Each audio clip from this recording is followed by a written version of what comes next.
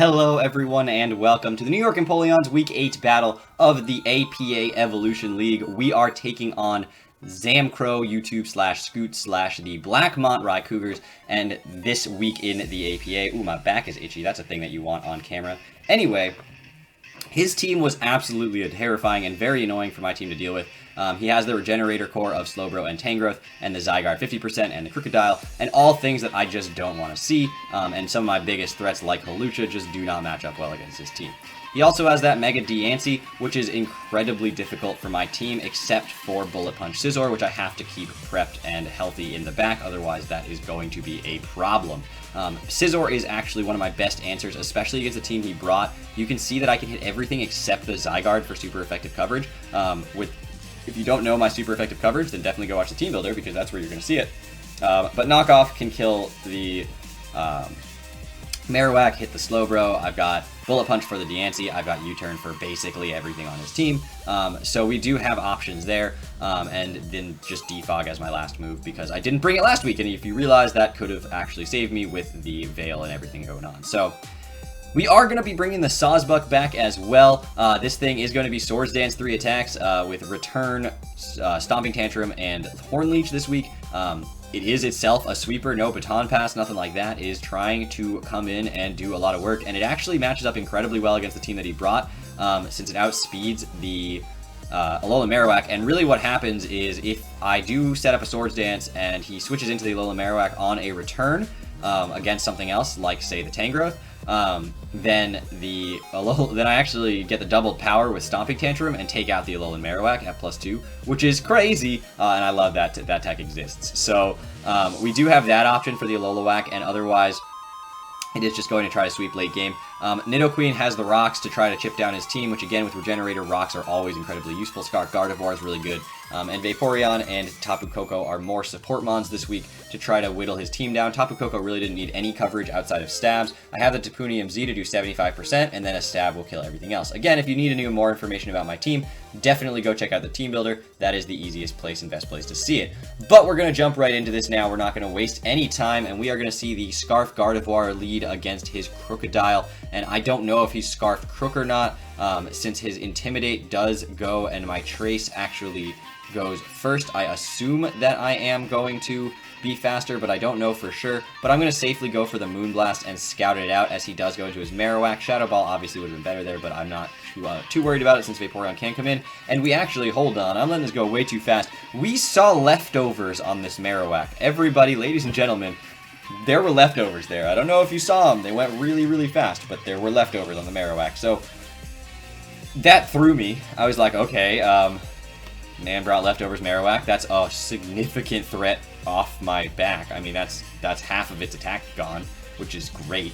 And Vaporeon can 100% wall this. Scald is super free. He's going to be going into the Slowbro. I know it. I'm just going to Toxic, since it hits his entire team. He hasn't Mega Evolved with the Diancie yet, and he never goes Diancie on a Vaporeon anyway, especially when a Marowak's in, because Scald is the most obvious play. But I know that he's going to go into the Slowbro. That's his only check to me, and I am just going to go for the Toxic.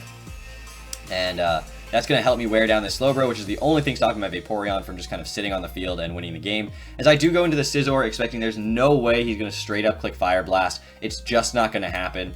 He might Scald, but my Vaporeon's in, so I'm also not expecting that. Toxic is what I'm expecting him to do, to go to hit my Vaporeon, and I do just go straight into the Scizor, as we do see the Toxic come out onto the Scizor, and I am going to be able to just U-turn or knock off whatever I want to do at this point. Sorry, I jumped the gun on that one. I was trying to stop it before this happened, but he does actually end up switching into his Alolan Marowak, as I choose to go for the knockoff, thinking that his Slowbro isn't safe, and knockoff's incredibly free, and it does knock off the leftovers of the Marowak, which just goes down to where Bullet Punch will kill. And it was just in case he was running a speedy Marowak that I decided to go for the Bullet Punch there. There really wasn't a great need to do that. My Scizor has a little bit of speed investment, but not a ton.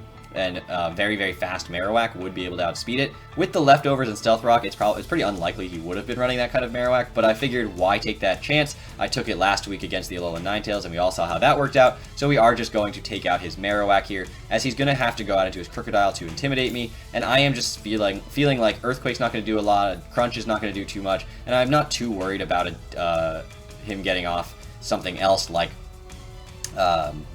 like a knockoff or anything against my Scizor of all things. So I'm just going to go for the U-turn. He actually reveals Fire Fang, and that brings my Scizor down to where Stealth Rocks will kill, and it is my Defogger, which is super unfortunate. So I do go out into the Gardevoir here, since even if he's Scarfed, and we know that we outspeed, well, we assume we outspeed, then I am going to be able to fire off a Moonblast 100% for free. He already lost his only real Moonblast check in the Marowak, so Moonblast hits the Tangrowth, and it does show to be Assault Vested. Now at this point, I could have gone into Sawsbuck and preserved my Scizor, but it was just death fodder anyway. There was no reason for me to preserve it, so I do just go into Scizor, let that thing die to rocks, and then see what he wants to do, as he actually doubles out into his Crocodile, which then loses the Intimidate, and I am going to be able to go into my Vaporeon for free, since we end up with Switch Initiative, which works out incredibly well for me, and I'm not at all complaining about.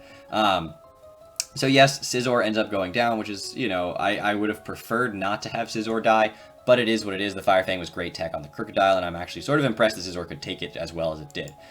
Vaporeon's here now, as he is 100% going into the Slowbro. I know he's going to do it, but I still go for the Ice Beam just in case he does decide to go do something else. Scizor being down means that nothing wants to switch into a Toxic except Nidoqueen, which is a pretty risky switch. So I just go into my Sawsbuck at this point, which is my biggest threat to the Slowbro. That's not Koko, and I don't want Koko taking a Toxic quite yet.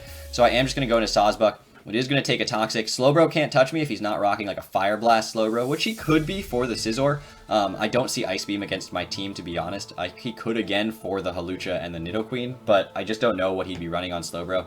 Slack Offset with Toxic and Scald and maybe Psychic already takes up his entire move slot, and Shadow Ball for the Gardevoir perhaps. So he's got options, but I don't expect to see the coverage, as he is just going to switch out into the Tangrowth on my Swords Dance, which is totally free, and I do have a very free return at this point.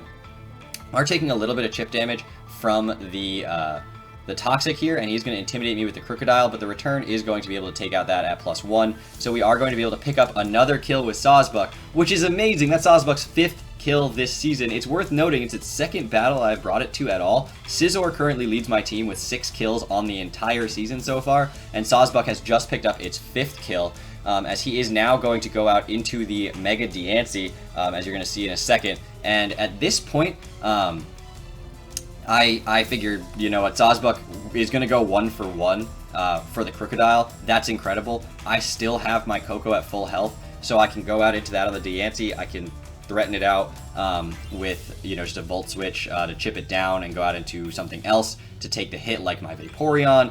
If he goes Slowbro at that point, then I can go into like Nidoqueen on the Toxic, because he still hasn't Toxic the Vaporeon. Like, I've got options. It's going to be fine. I can always get Regenerator on my Gardevoir as well when I trace and go continue just spamming Moonblast. So I've got lots of choices here on what I want to do. I figure I'm just going to let my Sawsbuck go down, and he actually Mega Evolves, and my Hornleech goes first, and it just straight takes out the Diancie. We go back to full health, and this was a weird situation. I was like, there's no reason that he shouldn't have been running enough speed to outspeed Sawsbuck.